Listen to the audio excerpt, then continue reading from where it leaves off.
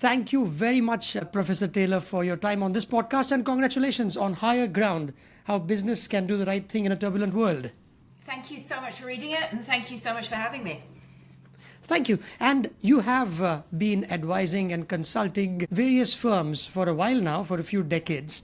At what point did you realize, all right, I'm fed up, this needs to go into a book so that people know what is the right thing to be done? Yeah, what a good question. So I think a few things happened. I was kind of thinking about writing a book, but in the end the publisher came to me because of an article I'd written in the Wall Street Journal and said, we're looking for a kind of new book with a new take on ethics, and would you be interested in writing a proposal? But I suppose the kind of longer story behind this is that I spent a long time working as an investigator, investigating fraud, bribery, corruption, lots of work with lawyers, lots of very kind of high stakes legal issues. Then I moved into working in sustainability, corporate responsibility, thinking more about climate change and human rights.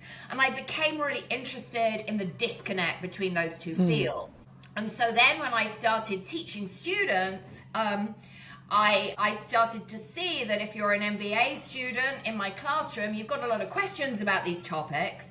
You're not necessarily deep in the jargon, right? Both these areas of ethics and compliance and sustainability have a lot of very confounding, off-putting jargon that I would argue is a feature, not a bug of that landscape. So I kind of noticed that all the books are either about one or the other topic, and they're very, very in the weeds. And so I wanted to write something that my MBA students could read and understand, and more broadly to kind of make these topics accessible to somebody that's working in business and is interested in the question of business ethics, but isn't like trying to figure out how to run a whistleblowing hotline, just kind of wants to understand the big picture. So that's how the book came about. Right, talking about jargon, so your book does not have things like needle-moving initiatives or strategic framework or things like that. And there are many books, admittedly, on the subject of ESG, ethics and corruption. What did you, set out when you said, my book will not be any of this, but I'm going to take this direction because there are one too many books on the subject. So what did you tell yourself that this is not what my book will be? So I suppose there are books about ethics, there are books about corruption, there are books about ESG. Those don't tend to be the same books. So there's a group of people and a group of writers and a group of thinkers that thinks about ethics in terms of kind of philosophy or the law or how to prevent ethics scandals. And then there are a group of books saying, just be green, just do the right thing, inspire your employees, have a good impact on society. And those two sets of books don't really talk to each other.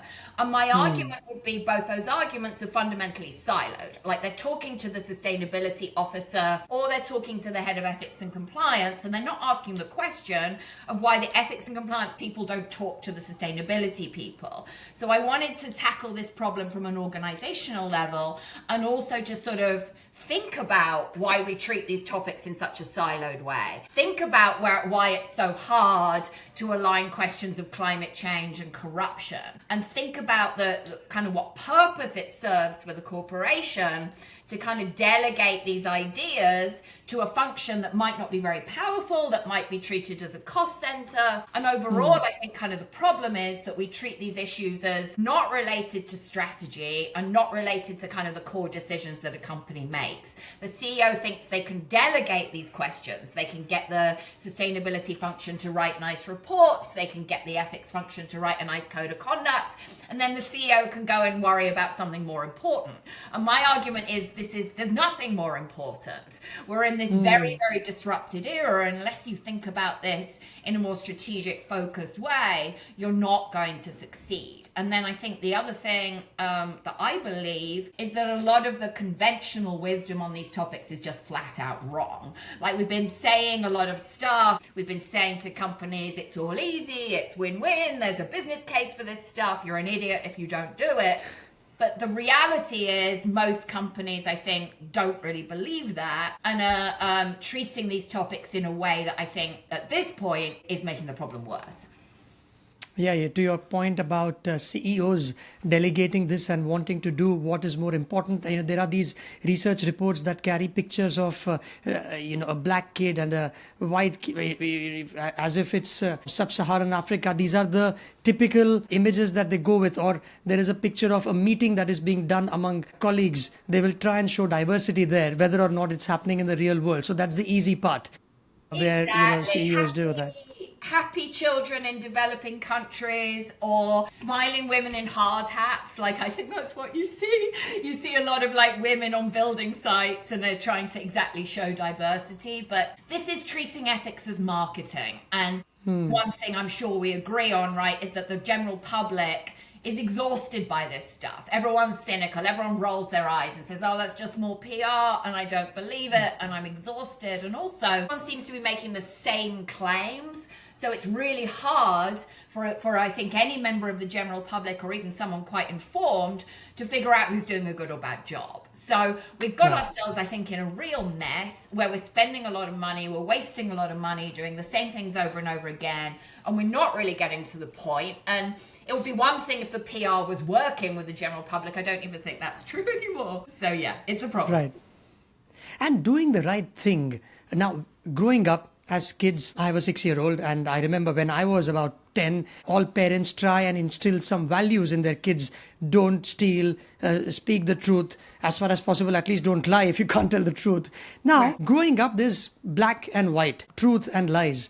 But when one steps into the corporate world, oftentimes, would it be right for me to say that bosses might say, hey, there is always a gray area. There is nothing called right or wrong. Whatever is right in that context for the business needs to be done. But your book is unequivocal in saying that how businesses can do the right thing. And the whole idea is higher ground. How is it that you can do better than others? How would you respond to such an argument where there is always something in between and you've got to do that sometimes?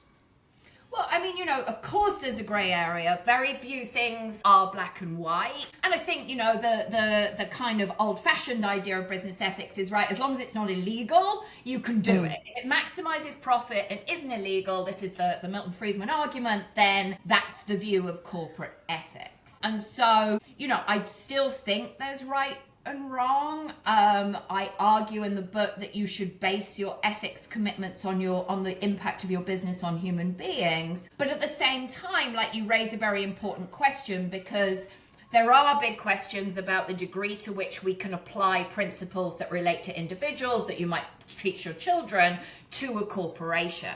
And something I think is super fascinating is the way that we personify corporations. We talk about whether they're honest or authentic. We kind of talk about them as if they're people. We talk about Microsoft versus Apple and Coca-Cola versus Pepsi. We talk about whether they're being hypocrites and whether they're being honest. And I think one thing to kind of get on the table here is, a business is a social system. A business doesn't have a single brain. You can end up being dishonest just because your government relations team and your CEO and your ethics team aren't talking to each other and are all saying different things. And then your company will look like a liar. It will look inconsistent. But the problem is not necessarily that your company's got a single brain and is deciding to lie. The problem is you're not aligning across your functions. You're not having the right conversations. You don't have consistency. You don't have values. So I think it's really fascinating the way we talk about companies as if they're people with a single brain like you and I that can decide to lie. And sometimes that happens, sometimes companies are from the top sort of saying, we'll take the risk of getting sued. We're going to go ahead and do this. But I think just as often, this isn't kind of someone setting out with an intent to deceive. It's just that the sustainability people are writing their reports and the ethics people are writing their codes of conduct and the CEOs going out and making promises and no one's talking to each other. And so there's a lot of implications, I think, in my work and in my book for sort of how we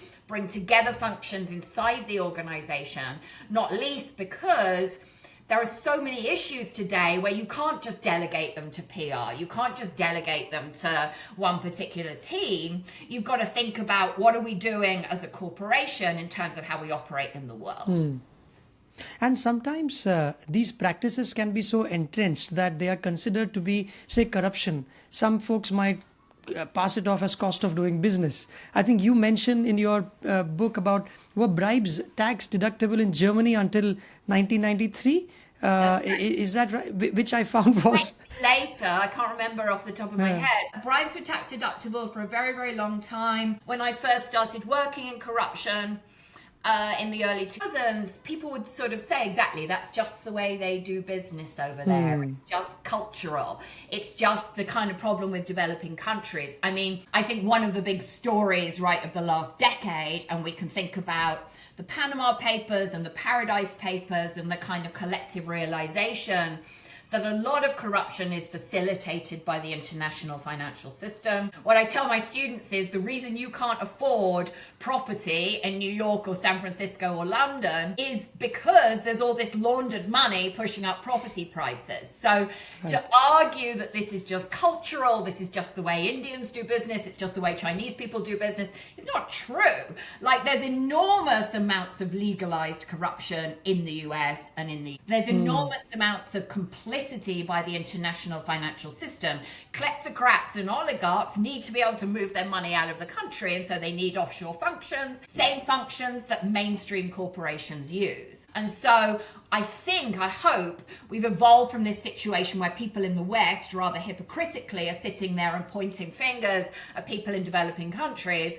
And I think we've kind of realized that things like the Transparency International Corruptions Perceptions Map, that's not a map of corruption. That's a map of where the crimes are committed, not where the criminals live. And if you live anywhere with a lot of natural resources, you probably know this story of the resource curse, that there are a lot of people, a lot of money will come in and try to exploit those resources. It tends to drive corruption. It undermines democracy. It causes conflict. And so we've got these kind of bigger systemic challenges that I don't think are solved by pointing fingers and saying that's just the way they do business over there. And for about a decade, you consulted outfits, especially on corruption alone. And you, at the beginning, said that interrogation is something that you are good at and you need to do that to get to the root of the problem. Can you give a couple of examples where you were faced with some peculiar challenges, where you were dispatched to places around the world to figure out what was happening, and then you realize it's black and white, and you offer your recommendations, but then the guys at the top might start scratching their heads. If we do this, will it help the shareholders, or is it at odds? Or any such example which left you wondering, it's common sense to me, but it doesn't appear to be so to the other guy to whom you are explaining things. Yeah, there's this whole story in the book about offshore oil and gas deal I worked on in Angola. And so this was a company, an international investor, actually backed by Goldman Sachs, and they went into Angola, and what Angola was doing was selling offshore oil and gas blocks. And what Angola was saying is, the Angolan government is, you want to buy one of these blocks, you've got to have a local joint venture partner. And that makes sense. You're trying to keep some revenue from this resource in Angola, makes total sense. But then you've got the government saying to this company, you need to do business with this particular company. And so what happens is that company's law firm come to me and they say, you've got to do due diligence on this joint venture partner. So we look at this joint venture partner. It's registered offshore. It's got no track record. It's a brand new business. Can't find a website. Can't find anything it's doing. Can't find the owners. And I'm like, well, look, this is a country with a lot of corruption, where you've got a small group of very rich people that own everything. We can't prove the ownership of this block, but it's very, very obvious. I don't need to do an investigation to know this is going to be a company that's very politically connected, that people in the government are trying to push my client to do business with. So you don't need to go and pull a lot of documents and find the registration and find the beneficial ownership to understand this is about the political economy of Angola. This is about it trying to get revenue from this oil block. And this is going to be someone that's friends with the president. We could not get the law firm to listen to this. They were like, go and visit the offices, go and write this document. We don't want to hear your opinion. We don't want to hear analysis of how Angola works. Just stick to the facts. We don't want any interpretation. And this is a sort of, I think, really good example of kind of willful blindness. It's like, what can you prove? If you can't prove it, we're going to go ahead with the deal. But you can see already from the structure of the deal that there's a problem. And so I think that's a very good example of how kind of policies and procedures and due diligence approaches that are designed to answer these kind of questions can be misinterpreted and misused by companies and professional services firms to get the answer they want, which is you can go ahead and do the deal.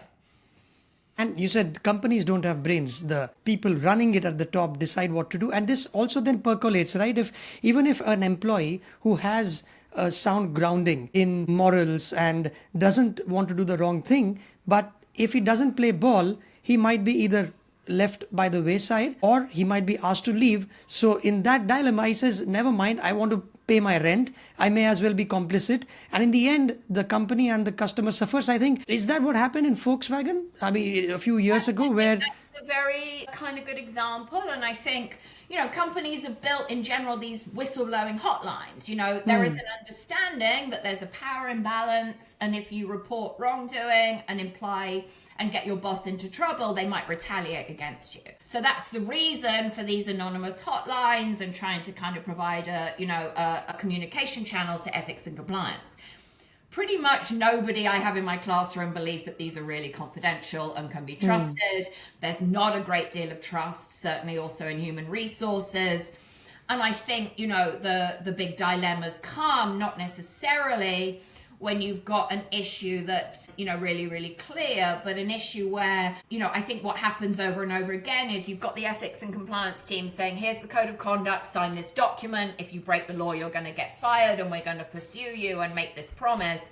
And then you've got your boss saying, you've got to make your sales targets. I don't want to hear that you've got to pay bribes. I don't want to hear this is going to take a long time. Why can't you meet your sales targets? If you don't meet your sales targets, you're going to get fired. And then the question is, for the employee, you've got two contradictory messages.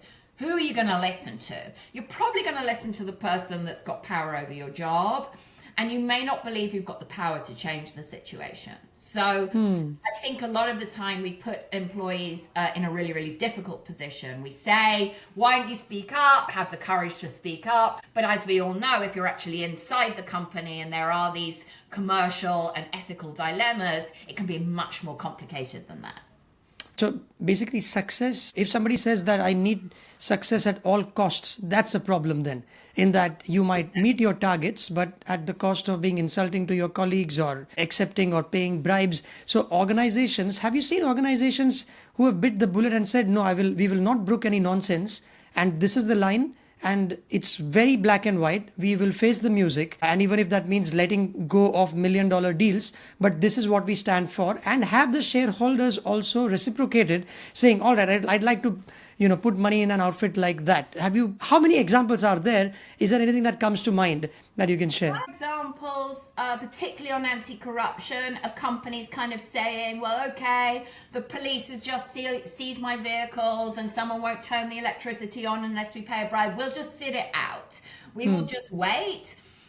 We've got some time. We'll build that into the budget, because if you do that, right, you're sending a signal. You're saying, we are prepared to wait. We'll build the time in. We're not going to kind of engage in this way. And I think that's pretty smart, because one of the problems with paying a bribe is if you pay a bribe and then the person doesn't do what you paid the bribe for, what are you going to do? Ask for your money back? No, you can't. And you also, I think, if you start to pay, you start to kind of engage in that way, then the business community and the wider government community will be like, oh, this is a company that pays.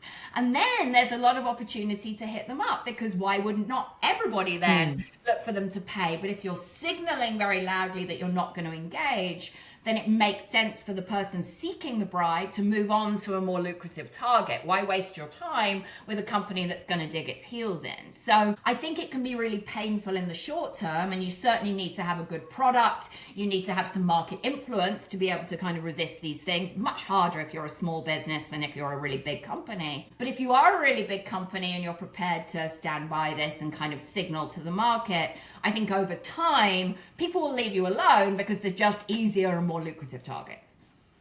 So in other words, if they know that you will pay to get things done, they will keep asking no matter what. Yeah, wouldn't you? It's a habit. That's a perfectly sensible commercial decision. Right. And how do you communicate this to, let's say there is an organization the size of 10,000 people or 2,000 or whatever. Now, these are the values say the organization has built, and that they will not do certain things that are not right, and that needs to percolate down to somebody who's just joined the organization out of college, or someone who is 30 years into the organization as well. What kind of how important is that in language that people can understand? Because these days you talked about jargons like stakeholders. Right. I think it's so difficult for some people perceive stakeholders as just the top management, is what I've seen elsewhere as well. So how important is communication, and how can one get it right? I mean, it's such a good question, right? And I think a lot of companies, let's go back to corruption is a very good example to be discussing this whole topic. A lot of companies say we have zero tolerance for corruption, in their codes of conduct. We're not paying bribes, we're not taking bribes. What you actually need to do, I think, is to go to your employees and say, how can we help you succeed? If you're running into problems, you're running into your competitor undermining you, you're running into government officials seeking bribes, you're running into your agent, asking for payments for inside information. We need to know about that. We need to know the problems that you're running into so we can have an open discussion about how to prevent these problems before they happen. And so it's not enough to have a rule. It's not enough to have zero tolerance. If you do this, you're going to get fired. You also need to kind of meet the employees where they are. You need to pay a lot of attention, I think, to people and functions that are really at the front line. Another problem I think you see is that there tends to be one size fits all training. So you do some kind of online Zoom training, it's boring as hell, clicking through it, trying to finish all these kind of required trainings on boring Zoom calls, and no one's really thinking about who do we need to talk to? Who's really on the front line of these challenges? Who's really facing them? And how can we prepare them based on real scenarios the business has faced to actually show that we're taking this seriously? And so this is a really good example, I think, of the difference between ethics as a top-down set of rules and ethics as something really embedded into the culture where you're encouraging people to bring their concerns so you can actually get them on the table and discuss them. I think the other thing that you've kind of mentioned here, I mean, we're just talking about VW. So these kind of goals to win at all costs, no matter what, are a big part of what goes wrong. That's a big part of what went wrong for VW. They had this ambition to be number one in America with these vehicles. And the same with Wells Fargo. They had this ambition to grow their market in a way that was impossible given the market size. So that's the first thing, is the kind of incentives and direction from senior leadership. The second thing I think that really goes wrong is senior leadership has plausible deniability. So, after the VW scandal comes to light, the first thing that happens is the CEO goes in front of a mic and is like, I have no idea how this happened. Must have just been a few software engineers kind of like who just woke up one day and decided to fudge these emission tests. I don't think so. I don't think that's how it works. So what you tend to have at the top is a group of people who behave as if the rules don't apply to them, and then have plausible deniability. I just told that person to hit their sales targets. I didn't tell them to pay a bribe. I'm not responsible for that. And then you can kind of blame the problem on bad apples. You can delegate the problem down. You can get the poor person that actually paid the bribe in a lot of trouble. And you at the leadership are just like, I had no idea they were going to do that. I just said, hit your targets. I think you see a lot of problems when senior leadership acts as if the rules don't apply to them, and senior leadership doesn't take accountability for these kind of decisions and the way they set up their governance and design their strategy and so on. How long can this last? This has to stop someday, right? You will get caught. There is, whether it is karma, in that what goes around comes around. So at some point, there will be a trade-off. Laws of averages will catch up, won't they? With your experience, is that correct? Or maybe people can get away with things? I think so. I mean, I think there are businesses that have managed a very, very long time, kind of skirting against the law, doing a lot of stuff that's against competition, but I tend to think, at the end of the day, if you're having a negative impact, that will at some point manifest as a risk. It might bring your business down. I think one of the big challenges with this whole topic is that doesn't necessarily happen in a linear and predictable way. So while I would say if you have a negative impact at the end of the day, it will catch up with you, it's not easy to say that will happen over a certain time frame or in a certain way. Right. So why take the risk and try and do the right thing? And doing the right thing, again, I'm glad you bring this up in the book. You give an example of LinkedIn, which tried to do, open its heart and encourage people to have a dialogue in the wake of the death or the murder of George Floyd. Yeah. Because there was a big racism issue that cropped Yeah. up. We're far away in India, but we watched that with interest, where I think the words were, "I can't breathe," is what he said when he was killed in broad daylight. But when LinkedIn encouraged its people, even anonymously, to respond to this, and standing together is what you write was their theme, things didn't go as well as LinkedIn planned it, did it? That's right. So LinkedIn, after George Floyd's murder, LinkedIn had a big kind of Zoom town hall meeting. This was still during the pandemic, obviously, so people were not in the office. And then I think they were trying to be very thoughtful. They were trying to say there might be people in the workforce that want to say something about this but feel really uncomfortable revealing their true identity. So we'll have anonymous chat during this meeting. The problem with that is you kind of replicate social media dynamics without meaning. So then what happened, there were a lot of racist comments in the chat, and then LinkedIn couldn't hold the employees accountable because the comments were anonymous. Dell did something similar, but they made the comments not anonymous, and then actually the same thing happened at Dell. People also put racist comments in the chat, but then the leadership was able to hold those people accountable and fire them. So I think a lot of companies are trying to have more discourse with their employees. I think young employees have really different views of work and views of what companies should take on. And I think you've got to be careful not to replicate like the worst dynamics of Twitter. So it can be a bad idea to have things in a town hall format. It can be a bad idea to give a small group of very loud employees the ability to kind of dominate the discussion. You may not get the sense of what your workforce really thinks about a topic. So better to do kind of anonymous surveys, better to give people the opportunity to say what they really think without kind of opening up this space of kind of grandstanding and trying to bring people along with you. And I think a lot of companies that have tried to have really open dialogue have found themselves creating a lot of conflict between different employee groups and are somewhat regretting it. So you've got to find a line between it's not right anymore, I think, to say we just set rules from the top, but at the same time, you don't, as a leader, want to kind of say, whichever group of employees yells at me the loudest, I'm going to respond to that group of employees. So you need to find a path between those two extremes. And about the yelling bit, a friend of mine works in a consulting outfit. He said that the airline companies set aside more money for those customers who yell more. So if somebody's yelling more on the airport, he's given a good overnight stay, and somebody who's just sitting somewhere in the corner. So it can. Oil gets the oil, right? So I think, there's a lot of discourse about in corporate culture today about psychological safety. And I fear that what we've done in a lot of cases is give one group of employees too much psychological safety and another group of employees not enough. And this is particularly an issue. I imagine this is an issue in India where politics are pretty divisive, and the latest election, for example, very, very divisive. But in the US, it's extremely polarized. We have a group of Democrats, group of Republicans. They don't really talk to each other. They don't trust each other. They don't respect each other. And those dynamics show up in corporations. So it's become really, really challenging, I think, for corporate leaders in America to try and navigate across a society that is really, really divided. And some companies, though, stick their neck out and tell the world which side of the political party do they, or which party do they, or party line or ideology do they subscribe to.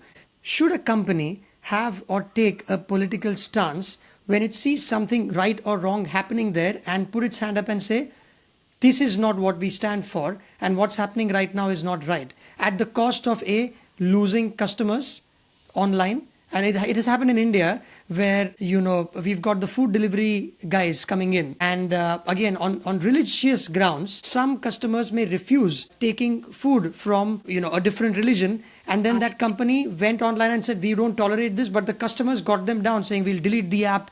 We don't like this, because in India, it's skewed. We've got Hinduism as the biggest. And then you've got the biggest minority in the country is Muslims, which is second only to Indonesia in terms of the number of people. So at these times, the company would wonder, what should I do? Should I make song and dance about it, or stand for what I believe is true? But that would mean investors might pull out, or the shareholders might say, we don't want to work with this company.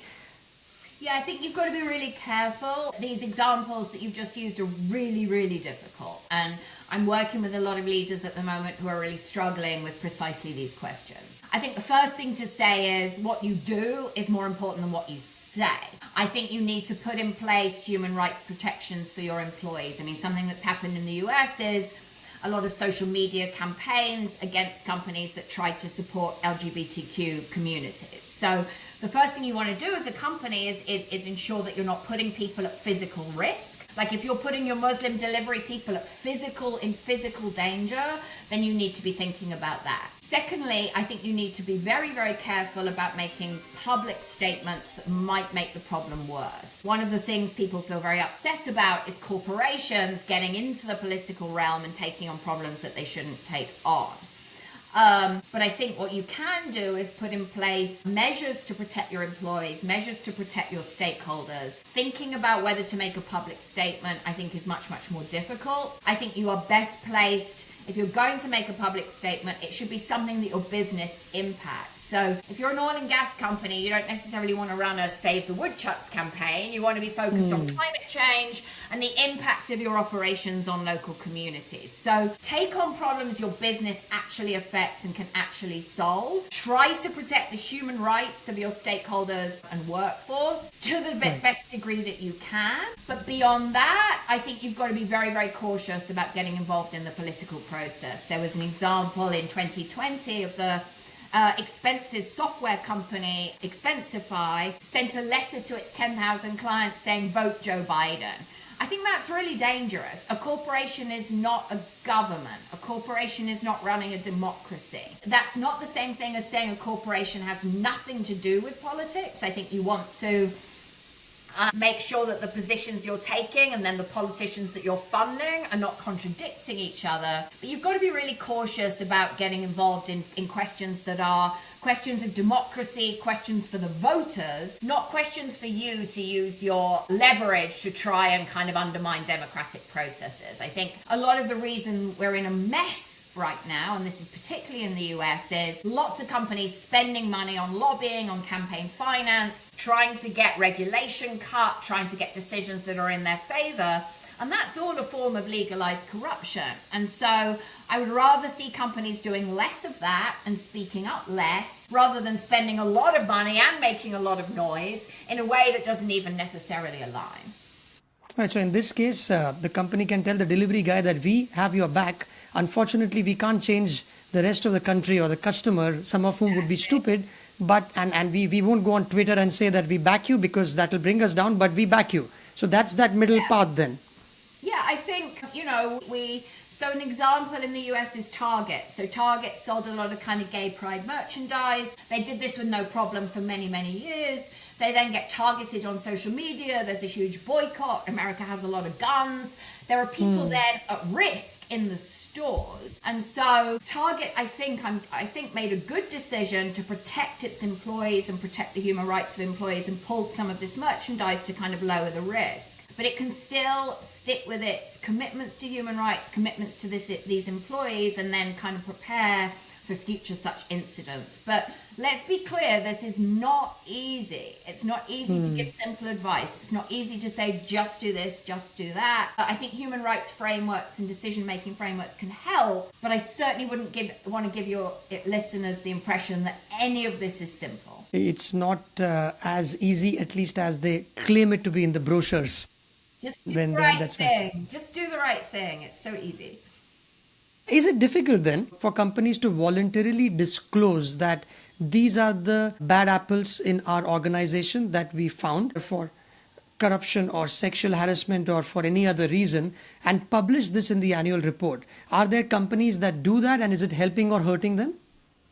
Lots of companies do publish data about we did this many investigations and we disciplined this many people and we fired this many people. Actually, I think the bigger problem is to suggest that there's a problem always with bad apples. I don't think that companies and people get into trouble because it's not the case, right, that you wake up in the morning and you're like, today's a good day to pay a bribe. I just had this idea.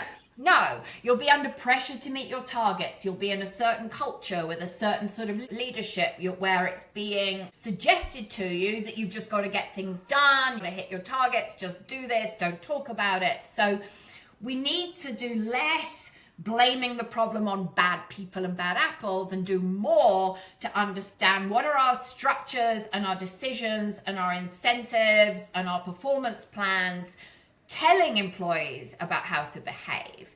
We need to think about this more as an organizational design and structure issue than a matter of I need to find and remove the bad people and then I won't have a problem anymore. Right, and regulation here is anyway sitting outside the purview of everything, right? Because some companies might say, hey, it's okay by law to do this, so let me do this until the law catches up, and then once it's illegal, then I'll stop doing. So it's got little to do with whether it's legal or not, but more about whether it's right or wrong. Still has some power, obviously, but one problem is laws are more globally inconsistent than ever before. Just thinking about the US and the EU have very different approaches to privacy and ESG Right. and all sorts of things. And then if it's a topic like climate change or AI or inequality, social perception and social norms are just moving faster than the law. The law can't keep up with regulating AI, and then governments are trying to get elected. They've got very short time horizons as well. And so you can't just anchor to the law. You'll always be being reactive. You've got to think about how perceptions are changing, how people think about the business, how people think about specific topics, and try and be a bit more proactive. For many, many years, Nike and many other organizations let the sweatshops in Bangladesh continue until somebody cracked down on them. Now, what their argument would have been that there was no law. In fact, Bangladesh would rather have more people work for 16 hours because their per capita income is low. But there's still the moral responsibility of these organizations to do the right thing again, instead of waiting for somebody to call them out and then say, okay, we're sorry, we won't do this again.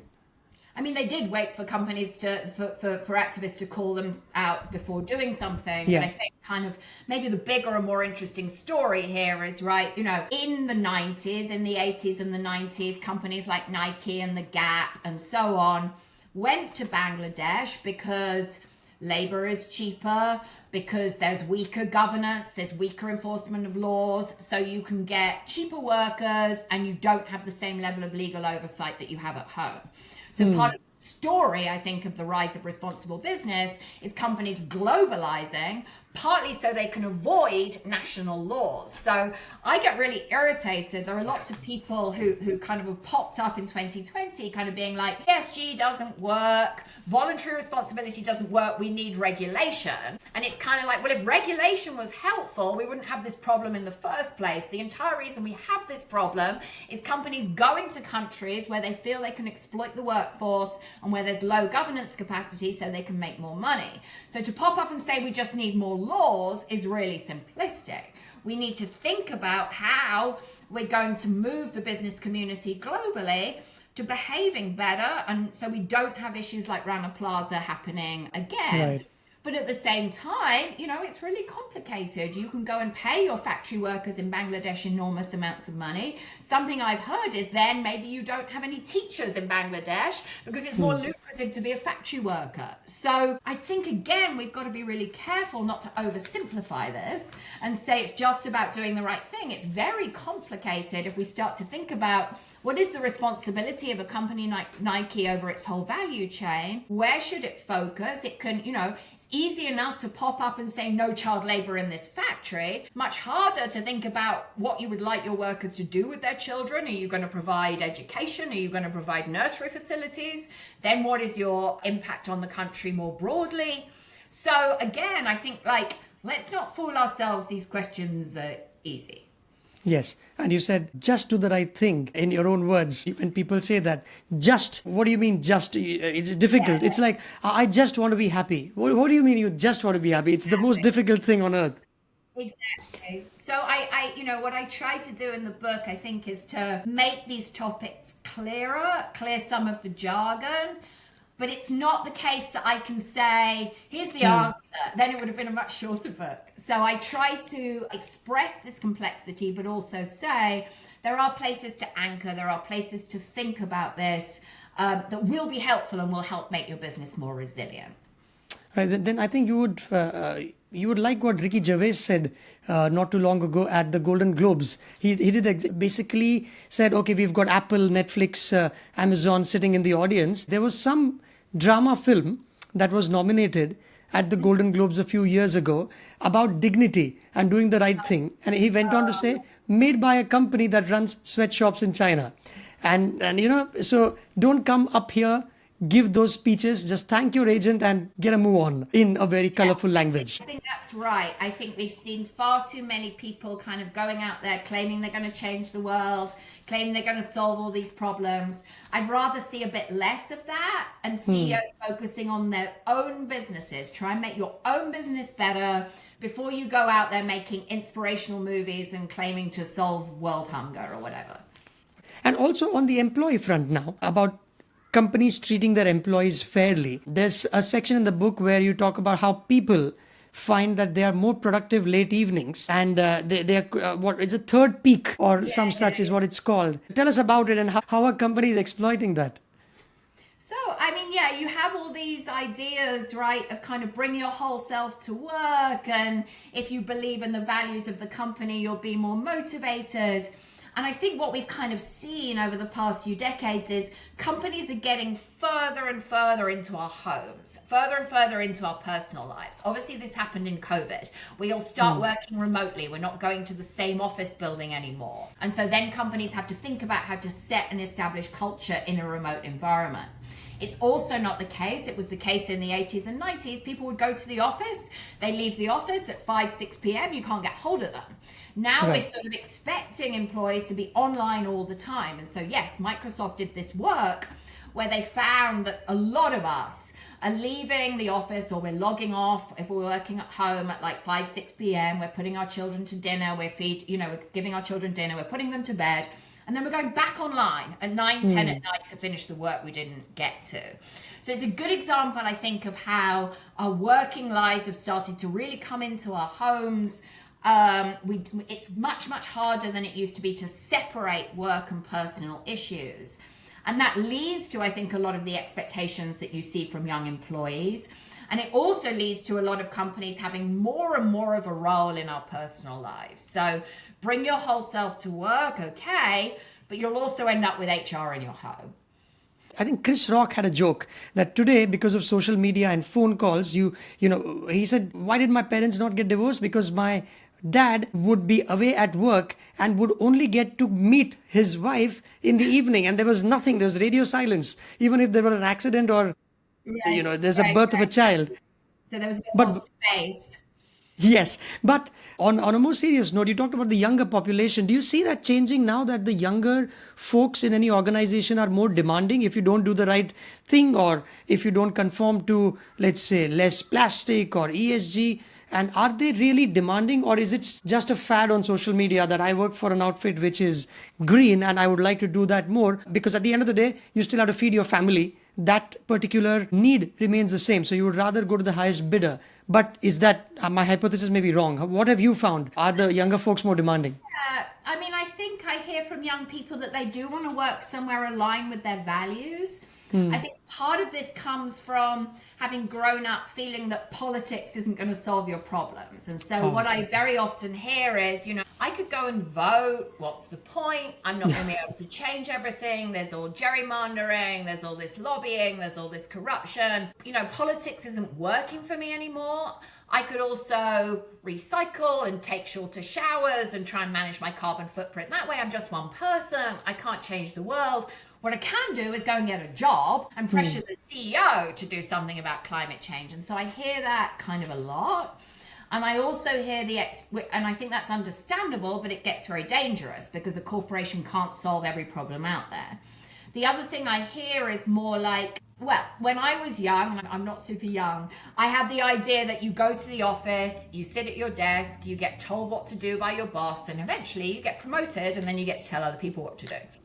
I think young people have a different view of work. They have a different view of the organization needs to adapt to me. The organization needs to accommodate me. If I want to work from home to walk my dog, or I want to not work on specific products or projects because I don't want to work for that client, I ought to be accommodated. And so I think there's more sense that you should be able to craft your own career how you like, and a lot less respect for hierarchy and less respect for leaders than I had when I was young. And again, I think a lot of that's positive, but we've got to be careful that we're not expecting corporations to provide things they're not set up to do. And we've got to be careful we're being fair. Can your manager really be your therapist and determine your pay rise at the same time? Maybe not. Yep. Talking about hierarchies, I don't know whether it happens in the West, but in India, I know of organizations, and I have worked in the past, where if you are of a particular rank, the cup of tea that will get served to you at 3 p.m. will be in a different cutlery. And if you are of a different, you'll probably get a saucer along with the cup. Some others won't get the saucer, or you've got a revolving chair and a normal chair, or a cabin without the roof. All these soft indicators of who's more or less powerful. It's like flying, right? If you're in business class, you get a metal knife and fork, and in economy, you get plastic. And so everyone's very aware when you're flying of who's got the high status and who's got the money. And that's a really good example of a company signaling you're important enough to have a saucer and you're not. And I think that's really anachronistic at this point. I don't think that's a very good idea.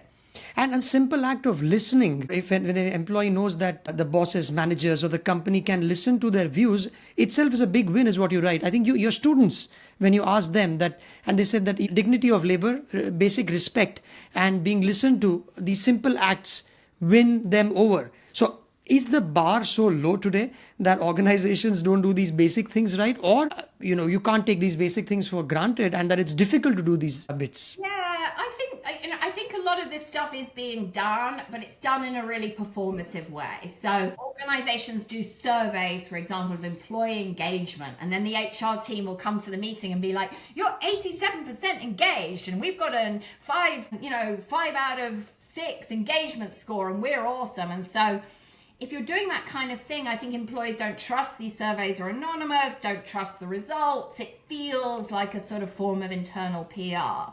But I think if you seriously ask people what they think, and then you explain your decision and you say, we asked the whole workforce what they thought, here's the decision we made, here's why.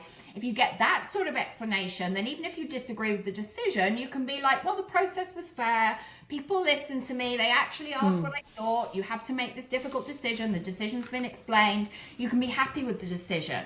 Whereas if someone kind of pretends they've consulted you and then makes it very clear that they don't really care what you think, you're more annoyed than if they didn't ask you in the first place. Last couple of questions is, how much should the organization encourage their employees to be free with each other? Because oftentimes you say, hey, don't bring that up. A manager might tell the employee, or the peers will say, no, let's not talk about it here. Let's go down for a walk, because this won't be entertained here. How much of a free debate should the organization allow or not? And how can it go both ways?